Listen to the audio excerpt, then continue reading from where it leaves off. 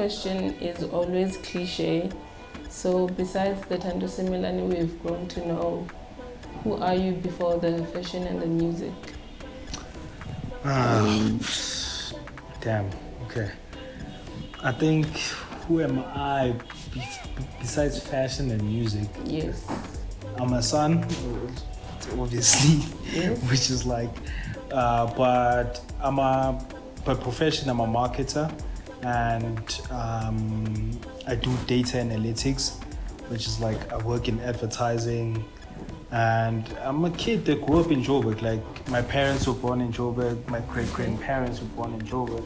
So it's kind of like I'm a Joburg person. Okay. Yeah. So I need Nkaba when people say, "Then I want December in Nkaba." Some of us go to Limpopo. You are undeniably a multifaceted creative, from jewelry, fashion, and now music. How do you find a way to maneuver into all these different spaces?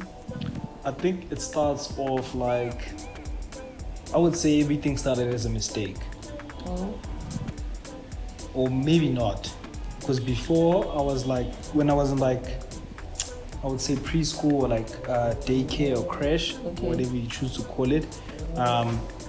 Like, if we at home and I'm sitting around my siblings and we're sitting outside, I'd be drawing on sand, you know? But that wasn't something like I would consider, because I'm a kid. But then getting into like starting grade 1, it's like, and the crazy thing is that every other class I've ever been in was like, I was always like 2-3 days late after the school is opened, which was like, and then obviously now you're gonna be that kid that has to like adjust to everybody. And the first thing I ever always adjusted to was the kids that draw, and they would show me how to do things. Even when, because I think I've had 4 to 5 primary schools I've been to. I'd never been kicked out, to get it clear. But like, I had to move places.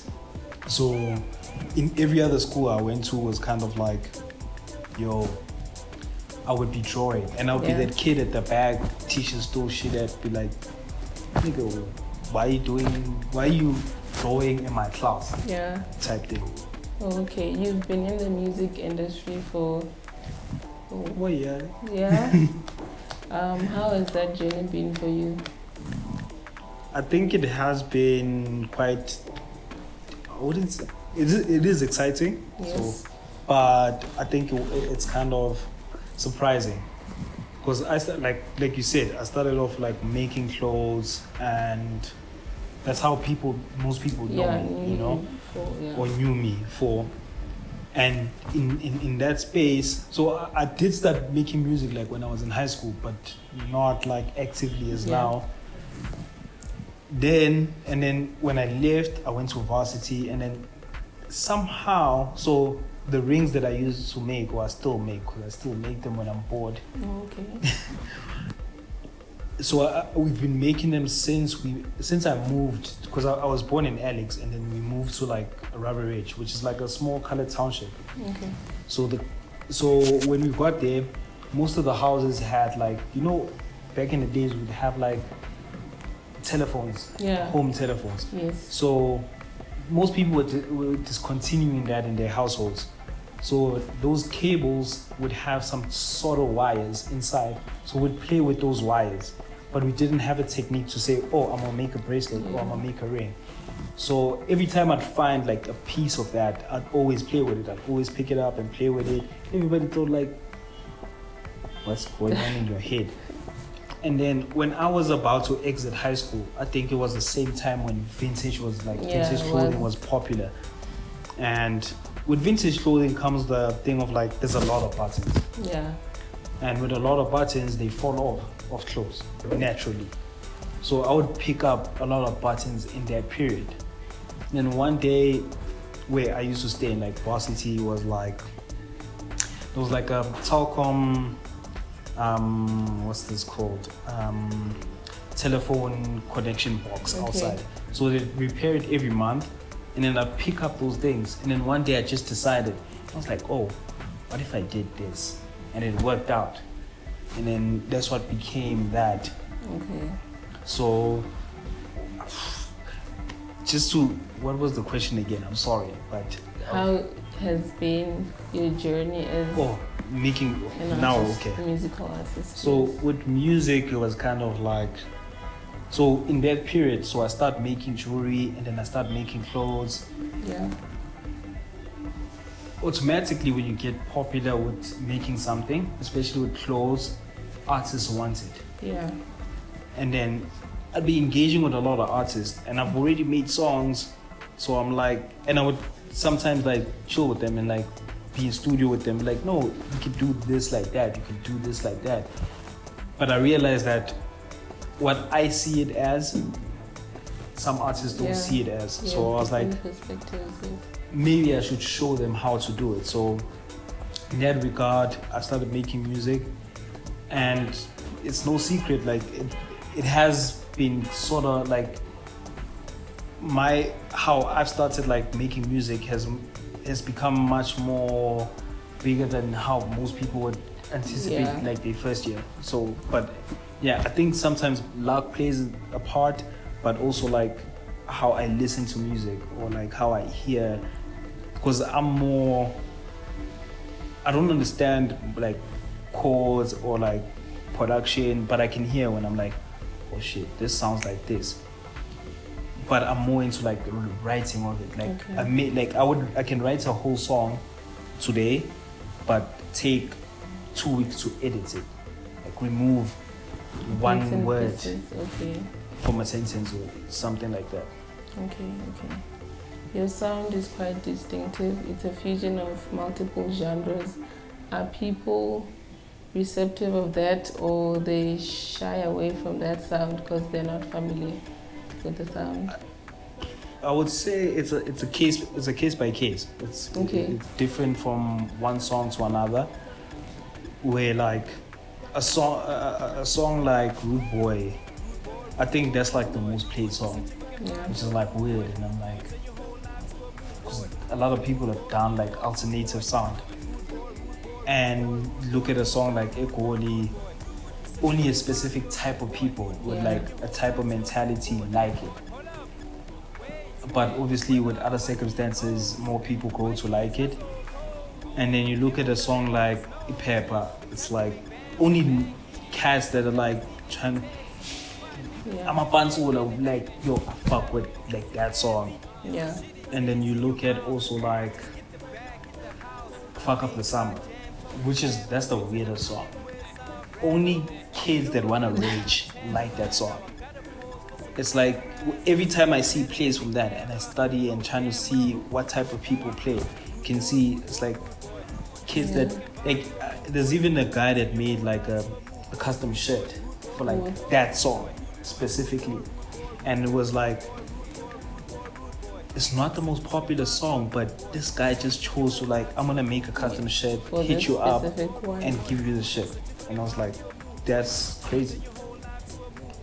I don't think anyone would do a sit-down interview with you and not ask about Hunter's Joy and how that came about. I'm gonna be honest, and like some people say I'm lying, but I literally got a DM and got asked that, yo, we trying to do this, but they didn't tell me like specifically. They were like, there's an alcohol brand, etc. So basically the DM was like, hi, blah blah blah, because they tried to hit me up on Facebook. But I don't know why I wasn't active. They hit me up, let's say you hit me up today at like 6. And then the next day in the morning, because I check like my social media like that frequently. So I saw the DM, they were like, yo, we wanna do a music collaboration thing, can you give us your email address? And I was like, oh yeah, why not? And they sent me an email, they're like, so now the email is the weird one. It's like, now they come with like the numbers. It's detailed now. Yo, this is how much it's like, okay, it's an alcohol brand, wow. And I was like, okay, I didn't expect this. And then it was like, let's do it. And Egoli became such a banger. It's like a street anthem. Did you ever think that it would be as big as it is? Crazy thing about that song, I had the beat for 9 months. Without a single word on paper. Nothing. I only had a rhythm, but I was like, I wasn't sure about it. I was like, I'm not trying to have this. It's like, it's so cliche. And I was like, and then North hits me up. It's like, dog, you've had this beat for too long. Just come into studio. I don't care what you write. Just do it. And I think most songs we've written like that. There's a song with me, Sab, and North. Nandi is good. I literally had the beat, and then I was like, nah, I'll pull through, and then I wrote the verse. Because I would have ideas. In most songs, I'd have ideas, have lines in my head, but it's like, I can't really structure it. But when I get into studio and I'm like, okay, let me put pen to paper, and then it comes along. Yeah. Moving on to the new body of work that you have, it's titled A Fair Warning. Is there anything significant, or is there context behind that title? I think it does, because for me, it's like, even like with the song, like let's say Goli being on an ad, it's not as big. It's not like you randomly find it, like, just, it's a certain, like I said, it's a certain niche of people that would play it like regularly like that. And the tape is more of like, I'm serving that niche, where with music that will release after that, when somebody discovers it, or like be like, oh, where's this guy been? It's like, you were warned, and now this is what it is. It's like, you were warned, but you didn't get the warning. Okay, and it was a fair warning. It's a fair one. So I gave you the warning to like, yo, I'm coming, but you didn't get it. Okay. So I chose 3 songs from the body of work that I want you to give us more details, the creative process, the context. The first one is The Paper, and then we have Rude Boy and Fuck Up the Summer. The Paper. Okay. I'm in a taxi. I'm going to work. Okay. And I like sleeping in a taxi. I'm not gonna cap. Like, I'm gonna sleep. So immediately as I get off, I check my phone, because I'm trying to see, did I get robbed, or what's going on? Because sometimes you get robbed in the taxi. So I take out my phone. I see a text from North. He sent me a beat. He sends me the beat. It's on my headsets. I'm like, okay, let me hear what's this. I come up with a melody. So I had a lot of words. So I could already pick up like, okay, this is the vibe. This is what it's gonna be. And then it was like, yo, I want Sauce to be on the song, because it was supposed to be on his tape. So he was working on a tape called Scoop. And while working on the tape, he had a few songs. And then, like, so it was kind of like, we didn't know how to, like, it was kind of hard for the 3 of us to be like in the same place at the same time. Okay. And then we had 3 weeks. Literally, because we met up every Friday. Yeah. First Friday we link up, we try to do the song, we sleep, because we were hella tired. But we had the concept, so we're like, okay, this is the chorus. Sharp. Second weekend we try to do it again. Yeah. This time around we spend the whole time, but words can't get on paper. It's like, okay, but the melody is there. But the melody is there, like the hook is there, etc. Third weekend, we sleep again. We literally sleep again. And then we wake up in the morning, like 5 a.m. I think I was the first person to wake up. I wake up cat. I'm like, yo, let's write this song. And in like 10 minutes, which was the crazy thing, which I don't get sometimes, because this happened twice now. I think even recently, we like had a beat. There's this kid who's in like grade 11 or 10. So we asked him for a beat. He gave us a beat. We listened to this beat the whole night. And I was like to this cat, I'm sleeping at your house today. I'm not going anywhere. We slept. Next morning, we wrote the song, which is the same thing that happened. But obviously, the recent song took much more longer, because it had a lot of tongue twisters. So with the paper, I wrote. It's even like I had the ideas. I knew what I wanted to say, but I didn't know how to say it. Yes. And then in 10 minutes, we were both done writing. In an hour, we were done. At like 6:30, we were chilling. We went to go buy breakfast. and the song was done like that. Just like that. Yeah. And then with Rude Boy, so after I released Ekoli, so Ekoli was released in audio first. And then Tapelo hits me up, he's like, yo, I want to shoot a video for this song because I fuck with it. I was like, I bet. Then we come up with a few ideas. We're trying to shoot it in the streets, like in Jersey. Yeah. But we're like, we don't have a budget. And it's just the two of us. Yeah. We're getting rocked. There's no, Super, like, yeah. if somebody's holding a camera, the other one is dancing there. We're getting rocked. That's So we dumb. decided, nah, let's make it metaphorical. Where, so basically in the video, I'm chest naked, and then I'm just wearing pants and shoes, and wearing gold chains with like grills. So like we're gonna treat my body as like a canvas. Okay. So like that. So after that song came out, the video went crazy because like I've never had so many retweets in my life. And like ever. I don't know, like, cause I remember when I got the video, I sent it to Peso, who's on Fuck Up the Summer. Okay. So I sent it to Peso. He makes a GIF out of like a moment, and it was my birthday. So I posted, I'm like, yo, happy birthday to myself. In 30 minutes, it's like, long retweets. I'm like, Blowing up. I'm like, okay. I dropped the song tomorrow. I'm like, I'm not gonna wait forever. And then after that song, Kumo hits me up. It's like, yo, I'm trying to work on something. I'm like, yo, I'm actually in a process of writing a song. Okay. It's called Rude Boy. I don't have the verse. I have the hook. But the hook was also kind of very sketchy because I was trying to make it very complicated. But I was like, nah, it's fine like this. Wrote the verse. I hit her up. I'm like, and she was, at the time, Kumo was staying very in close proximity where I stayed, like where my grandmother stays. Caught a cab, like, which is like 5 minutes away. And then we went to Cool B. That's where we recorded Rude Boy. And then we did Rude Boy. So, and Rude Boy also the crazy story. And it's always like the beats that North sends me randomly. Because I'm watching like a TV show. I'm not going to say the channel. Because we're on the internet. But, so...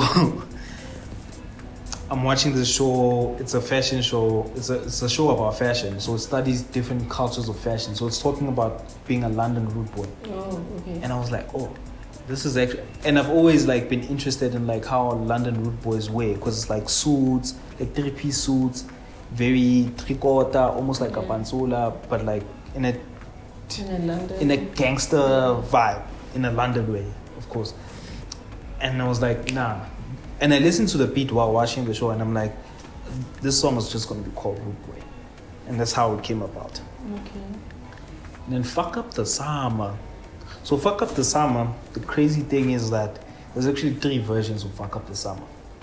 And not only one of them is mine. Oh. So there's one that's done by, what do they call him? Jazz. Jazz named after, Jasmine actually. Okay. Which is like, his dad was part of Kalawa Jasmine because his dad recently passed on. So he did the first Fuck Up the Summer. They didn't have this chorus, but like in the song, because he was rapping the whole song, like crazy rapping. But in between, like the spaces of rapping, he would say "Fuck Up the Summer." Oh, okay. And then one of the guys he's working with makes a remake of Fuck Up the Summer, which is like the similar chorus that I have. But it didn't, like, the word, some of the words are different. Because obviously I say fuck up the summer, I fucked up the summer, I fuck up the summer, I'm about to fuck up the summer. So like speaking in all different tense. Yeah. So, and then it became like an anthem for us, for like matron kids. Yeah. Like every time we link up, we go into a party, we're like about to fuck up the summer type thing. Like it's like when Saudi says fuck up in down. Yeah. So it became like that, and I was like to Peso, yo, I'm trying to make this song. This is a great song, and for me, I feel like a lot of people need to hear it. Yeah. So I was like, oh, let's do that. And then Peso used to go to the same school as Jasmine. So that's how I know Jasmine.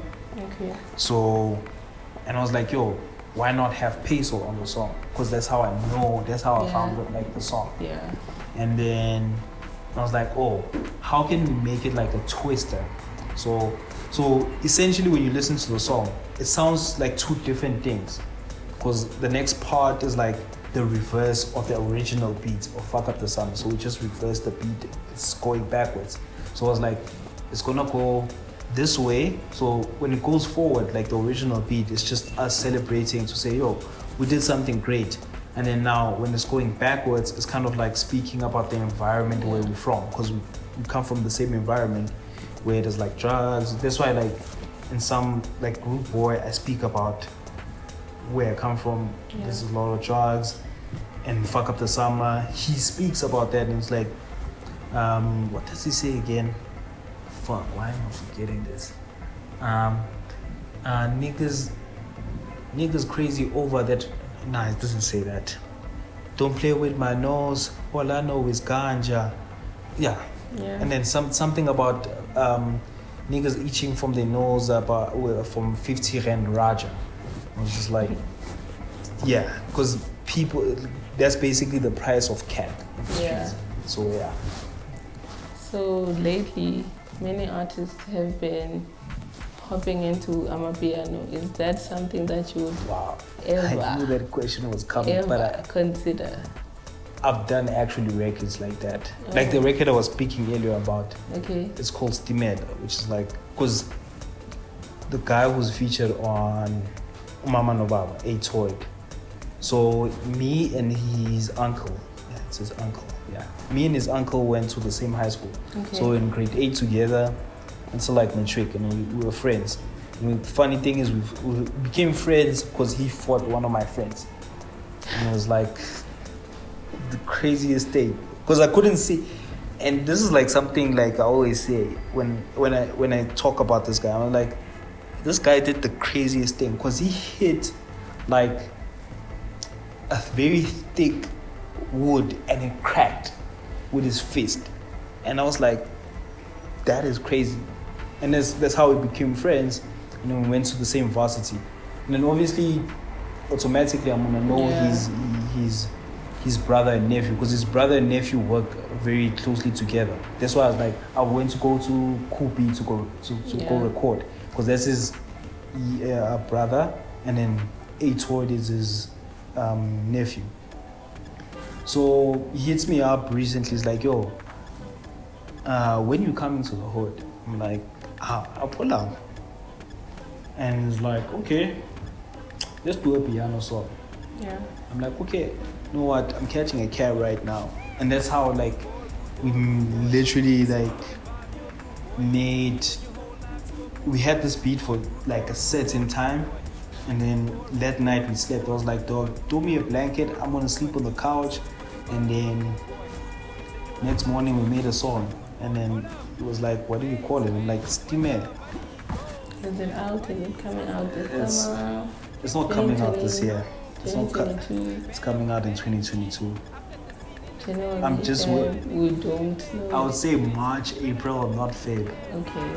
Because also I'm trying to do a couple of visuals for the project. Okay. Like just to like also increase plays and like do other things. Because there's I think there's 2 more videos I want to do. Okay. So yeah, and then I think it's coming out in,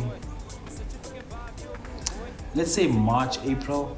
If not then, somewhere there. Then May, June. Oh, August, September. You're not sure? Nah, I don't think the first half. Okay. Because even I think yesterday I called them like, yo, did you get the separates? Because we need the separates to master the song. Because we can't like master the song off like just. Yeah. Even though I don't know chords and like instruments and whatever, I know the other processes. Yeah. So yeah, the only thing I can say, it's called Stimed. Okay. We're actually playing it today in the car, and just. It's a banger.